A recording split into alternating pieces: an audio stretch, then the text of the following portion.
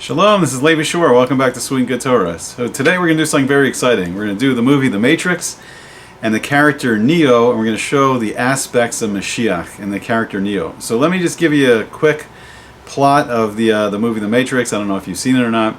So basically the human race is enslaved by these, they're called agents. There's artificial intelligence and the machines, and they've enslaved humanity.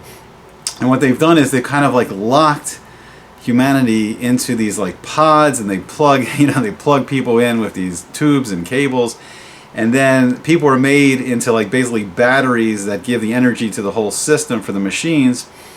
And then they create this virtual reality, this simulation of the world. So the movie, I think it came out in maybe 1999. And so the world is set in the 1990s. But they're saying the real world in the future, there was this war between humanity and the machines, and the humans scorched the atmosphere to not let the sunlight come in so much to power the machines. So it's kind of like this post-apocalyptic world. But humans are like made into these like batteries. They take a person's like bioelectrical charge, and the humans are actually energizing the whole system, and then the humans are in this like simulated reality where they think it's just normal life. They go to work, they go to sleep, they eat, drink, whatever they do, but it's an illusion. They're really caught in this matrix. They're really in prison in this matrix. And then there's this group of people. There's Morpheus and Trinity and their group, and they rescue the Moshiach figure. They rescue Neo, and they pull him out of the matrix. And then they have this prophecy that they'll be the one, and he'll come and he'll save humanity from the matrix, and everyone will be unplugged. And then there's this like refuge of the humans battling against the machines, and they live in this place called Zion. And there's this whole war, and then there's these like robotic, almost like squid octopus creatures called Sentinels, and they battle the humans in the real world. And then the agents, they're like kind of like, they look like like CIA agents or some kind of law enforcement, FBI, and they're the artificial intelligence inside this program, inside the simulated reality program, and they and they battle Morpheus, Neo, and the whole crew inside the Matrix. So they hack into this simulated reality and they battle there. And then Neo, he turns into the one. He's the Moshiach figure, and then he can see the source code. He can see the source code of all reality. And we're going to use this as a mushel. We're going to talk about how the movie The Matrix is... so I don't know what the filmmakers exactly intended from The Matrix, but we're using the movie as a mushel to teach some Torah concepts. So it may not be all their symbolism may not be what they intended, but there's some interesting things in there that teach some great Torah concepts. So first thing, the character of Neo is very fascinating because he is named Thomas Anderson. So he is a computer programmer, and he works for this huge corporation, this big corporate software company. And then he has a second identity as the hacker Neo. So he has this like dual identity.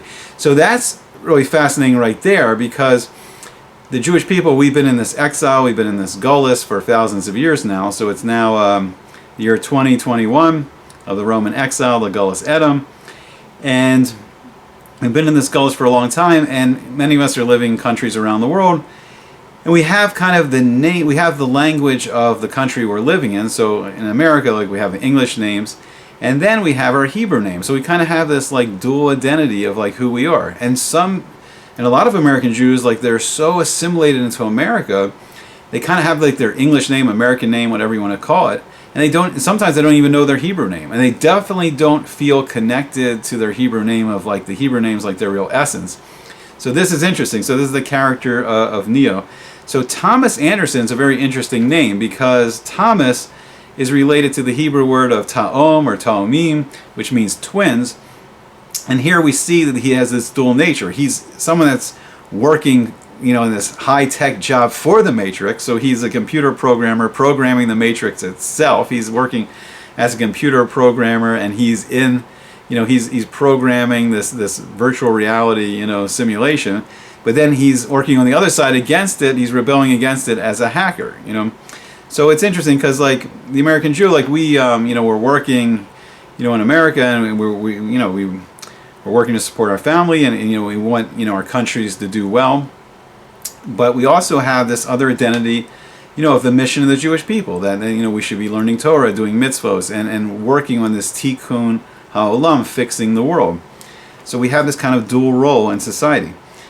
And the name Anderson's interesting. So there's the Latin word andro, which is like Latin for male, and then son. So he's the son of man. So it's a very famous biblical reference of a Ben Adam, someone that's the son of Adam Arishon, someone that's descended from Adam, the first man. And then the name Neo, so on the other side, Neo the hacker, is the Latin word for new. So this is something new. This is something new in the matrix, new in the system. That's this Moshiach figure. And when Moshiach comes, when there's a Melech, when there's a king in Yerushalayim, a king in Jerusalem, it's going to be something very different in world history. I mean, we've seen it before. There's nothing new under the sun, as Shlomo HaMelech, as King Solomon says in Koheles and Ecclesiastes, because we've seen David HaMelech. We've seen King David, who's going to be the basis for Mashiach ben David. So we've seen these great kings, but very, ancient now in history, thousands and thousands of years ago. So we haven't seen it recently. And the really cool thing for me about the movie Matrix was I was working in Los Angeles. I worked in the film industry. I worked as a computer programmer. It was actually interesting. I was working at this company, Cinesight, and I was actually shown storyboards. They were, Cinesight, I think, was bidding on doing some shots for the movie, and it just looked so silly to me. I saw these storyboards, and it was like Keanu Reeves' character, and this like bug thing was coming out of him in this one scene. I just thought, oh, this is the silliest movie. It's going to be the silliest movie. But I was so impressed with. I had some friends that went up north to work on it, and I was just so impressed. I mean, the effects at the time were really pretty good, and it was just this Mashiach story. But what was interesting about it was a Mashiach story in the modern world. So that was very interesting, because when this happens, Mizrat Hashem, it's going to happen soon. It's going to happen in this modern world. It's going to happen in this 21st century. So he's this programmer, and he has this dual role. So he's working for the Matrix in his life as Thomas Anderson, but then he's a hacker that's working against the Matrix, and then his role as the Mashiach. His role as Neo, the Messiah figure that's going to save everyone from this Matrix. So another aspect that's very fascinating is this is a Messiah story where the Mashiach himself has to be saved first from the Golus. And I think this is all, it's very Nister right now. We can't really see it. But right now, if we're very close to the coming of Mashiach, somewhere in the world right now is Mashiach ben Yosef and Mashiach ben David, and they could be learning in yeshiva or teaching in yeshiva or wherever they are around the world. And it's interesting because they're in the Golus with us. They're in this exile with us. They feel the pains of the Golus, the pains of the exile, and they don't even know they're the Mashiach until they're anointed by Eliyahu Hanavi, Elijah the prophet. So they don't even know. They're caught up in this like everyone else until it's revealed to them that they're in the Mashiach. And I thought that was an interesting aspect of this movie, that at first, the Mashiach character has to be saved from the Golus himself. So Neo's asleep at his computer, and a message starts flashing on the screen, and it says, "Wake up, Neo," and it says, "The Matrix has you." So it's fascinating because the lashon of waking up, we see this in the Torah a lot. The Kates, we see it in the Parsha with the Para, with the Pharaoh, where he has a dream and he wakes up, and it's called the Kates, the Geula, the end, and we're going into the redemption, end of the exile going in. So it's often described as we're waking up. We're waking up. We've been living in this dreamlike state. Exile is this dream-like state. It's this dream where Hashem's hidden in the world, and the infinite Creator is not fully revealed in the world. And we sing this every Erev Shabbos, going into Shabbos. We sing Lecha Dodi, and we sing Hisori, Hisori, wake up, wake up. Kiva Orech Kumi Ori. Because your light, Hashem, your light's coming, and then I can stand up my light. I will rise up and I will shine when you shine your light on us. So Uri, Uri, awaken, awaken. Shir Daberi, sing the song of my word. Sing my word. Sing the song of the Torah. Kavod Hashem alaych nigla. And the glory of Hashem is on you, and it's going to be revealed. And that's we need to wake up, to end the Golus, to end the exile, to go into the Gula.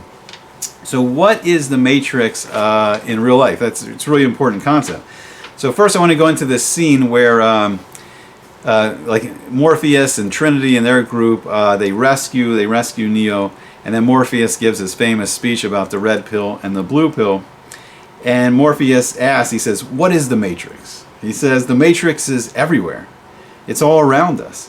Even now in this very room. when you look out your window or when you turn on your television. You can feel it when you go to work, when you go to church. And it's interesting, and unfortunately in this Golus, I think the outside world has penetrated even into the shul, even into the synagogue, and we'll see soon like what this all means. So when you pay your taxes, it is the world that has been pulled over your eyes to block you from the truth. So Neo asks, what truth? And Morpheus says that you are a slave, Neo. Like everyone else, you were born into bondage, to a prison you cannot smell or taste or touch, a prison for your mind. Unfortunately, no one can be told what the Matrix is. You have to see it for yourself. So it's fascinating, and I think this is a huge problem with the Jewish people being so like assimilated into Western culture. They don't even understand that they're in Golus. Like most Jews don't even feel like they're in exile. They're Americans or Europeans, they're British or French or Mexican or Spanish or whatever nation we're living in right now. We feel so a part of like the nation we've been living in. And our families have been living in these nations for a long time. And we feel so part of it, we don't even feel like we're in exile anymore. We don't even feel like we're in Golus. We don't even feel like we're trapped. And I think some interesting lines is like, you feel when you pay your taxes. And it's like the battle of the mind. It blocks you from the truth. And we're going to talk about it, how the Matrix in real life is blocking people from the truth. And it's a prison for your mind. So it's not this physical like slavery like we had in Mitzrayim, like we had in Egypt. It's like, it's more of this info war where our perception of reality is skewed. And that's why Hanukkah is going to play a big part of this, like the battle of like the Greco-Roman thought against the Torah thought, and that the light and the darkness, that even though like this, the Western world is so advanced in some ways, it's so amazing in some ways, like it's so nice, like we have handicap parking, we have all this technological advancement that makes our lives very easy, and and people wait online, that's a great thing, very nice to your neighbors. So there's a lot of great things, but there's also things that are separating us from Hashem and separating us from learning His Torah and doing His mitzvahs.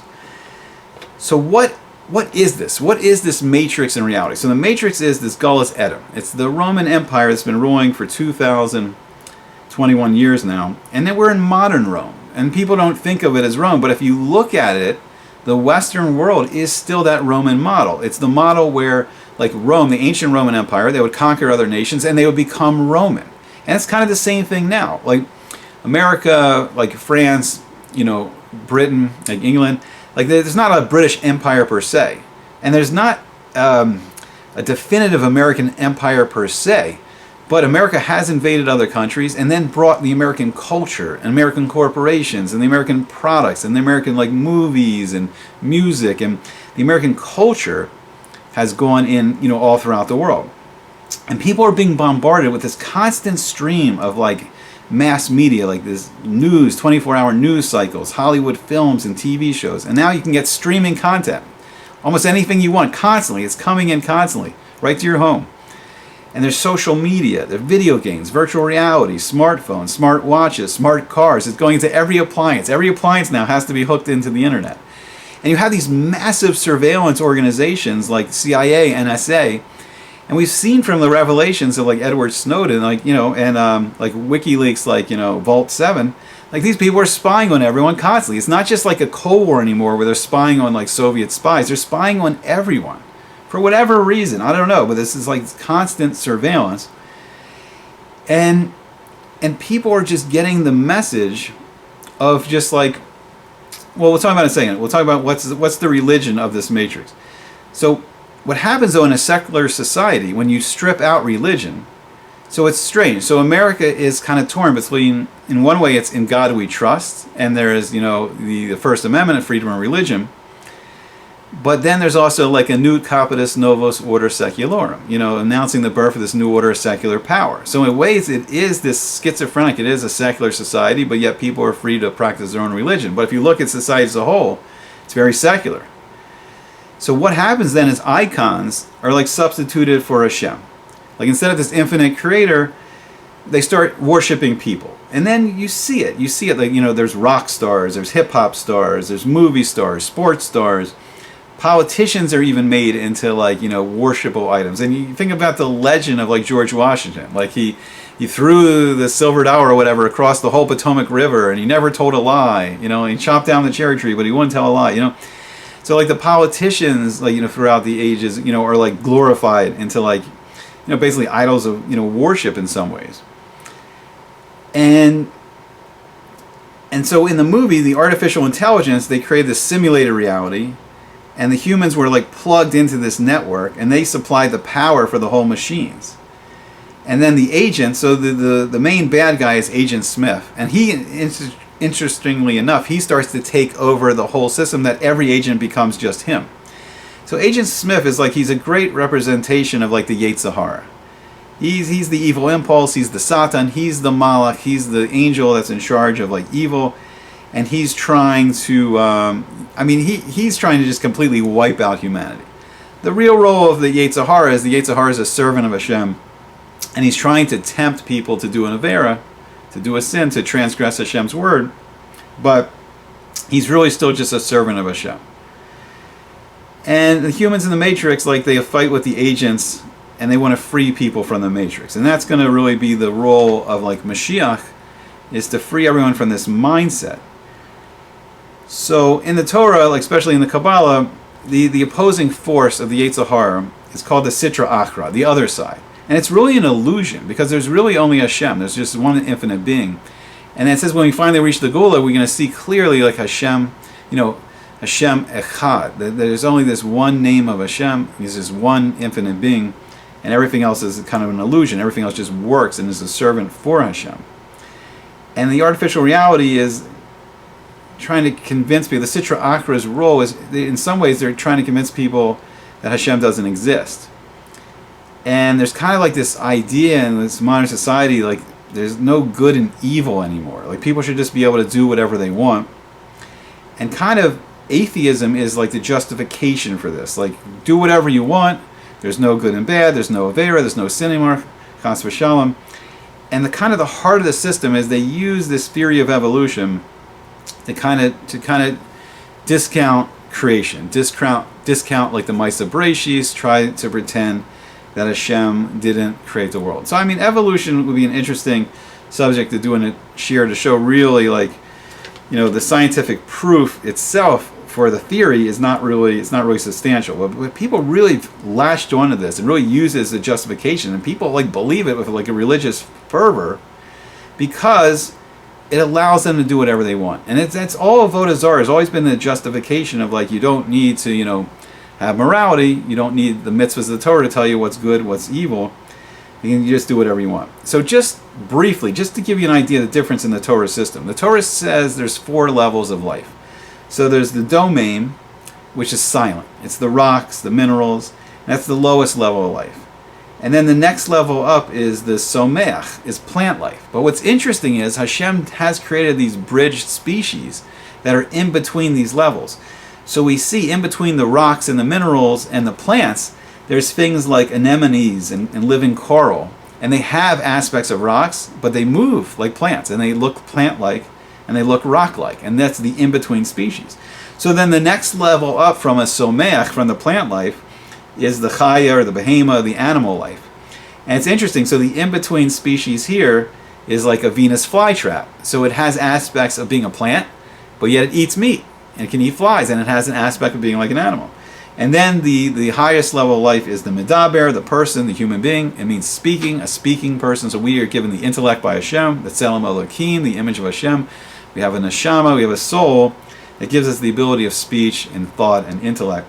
So what do you think the in-between species is between the behema and the medaber? You probably already guessed it. It's the monkeys. It's the apes. They have aspects of human-like behavior, and they have aspects of they're an animal. So they're the in-between species, and obviously that's caused a lot of confusion. So let's keep going on. So Neo's captured by the agents, and he's rescued by Trinity.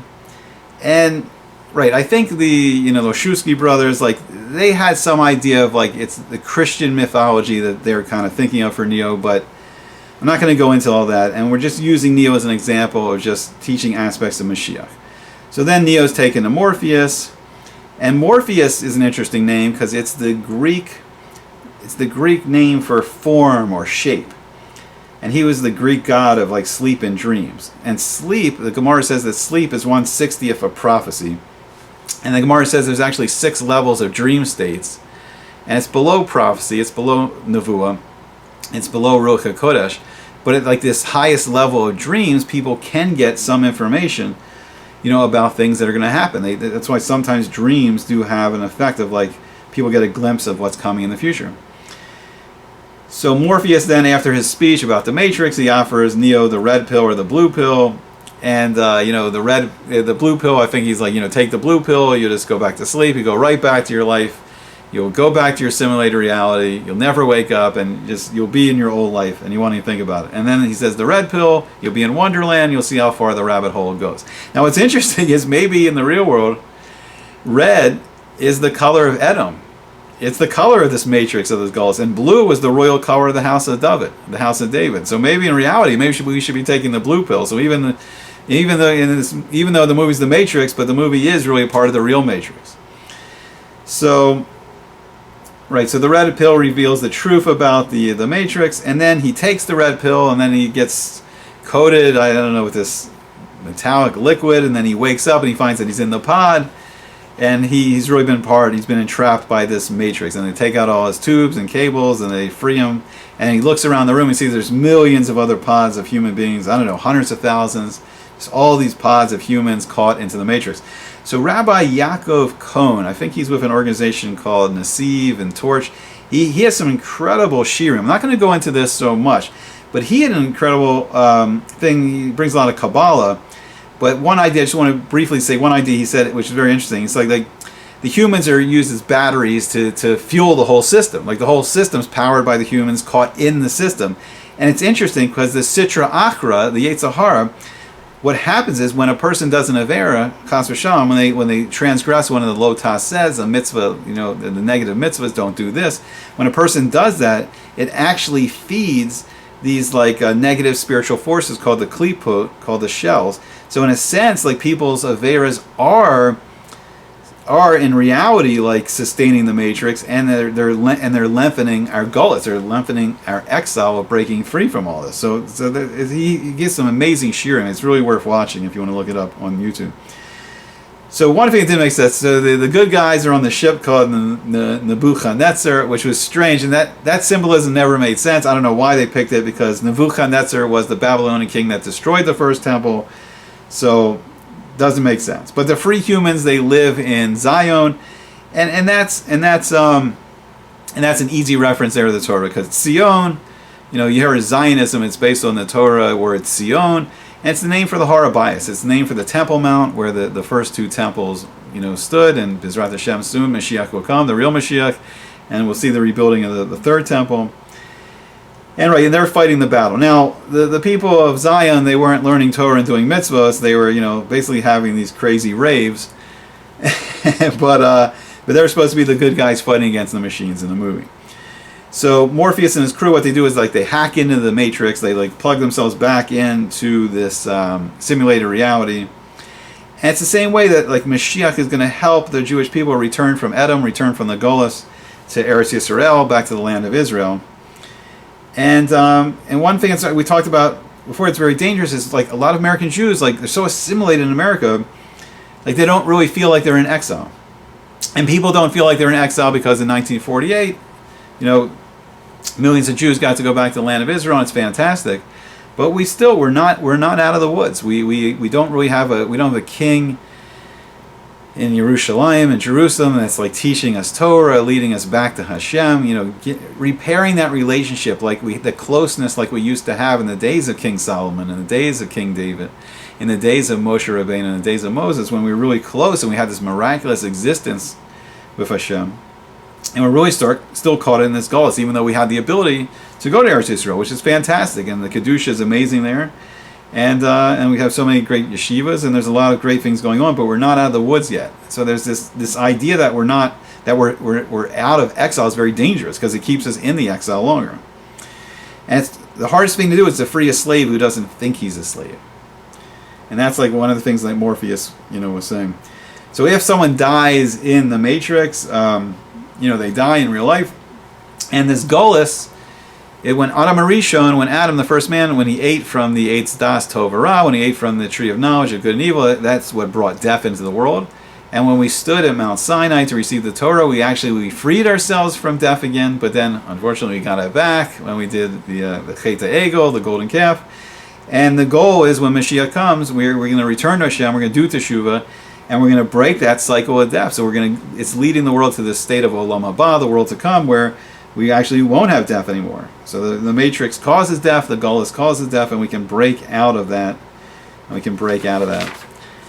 So, right. So the training involves they just download all this different martial arts into Neo's head, and then he knows all this kung fu when he goes back into the matrix, and they have all kinds of weapons they can get in the matrix. And in real life, it's learning Torah. It's doing the mitzvos. It's improving our midos, improving our personal, characteristics, and just doing kindness for other people. And that's the thing that really breaks us out. That's the thing that elevates us, prepares us for Olam Haba, and breaks us out of this gullus. So Morpheus believes that Neo is the one, the human prophesies to save mankind. And that's going to be really the role of Mashiach, that he's going to free the world from this false perception of Edom, where there's a religion of atheism where they just deny or pretend Hashem doesn't exist. But there is this infinite being, there's this infinite creator that's created everyone, and just loves all his children. That means everyone, all 8 billion people in the world or whatever we're up to. And Hashem wants a close relationship with each person in the world. And Hashem's created a mechanism called Teshuvah, where we mess up, we make mistakes in life, but we can do Teshuvah, we can return to Hashem. And that's a very powerful thing to also break us out of this. So they go into the matrix to visit the oracle, and she says he's not the one, and you must choose between his life or Morpheus's life. I don't know. I mean, there is a thing about Mashiach ben Yosef may die fighting Gog, this evil king. So then the traitor in Morpheus's group is this man named Cypher. And it's interesting. So Cypher is a system of writing that prevents people from understanding the message. So he's the traitor, and he turns the group over to the agents. And then this young guy in the group, Mouse, he's killed by the police. And Cypher is about to kill Neo and Trinity, but he's killed by Tank, another member of the crew. So there's Tank and Dozer, I think their names are. They were human. They were born outside the Matrix. They were never a part of the Matrix. So Morpheus is then captured, and he's interrogated by Agent Smith, and then Smith wants the codes to the mainframe of the computers in Zion.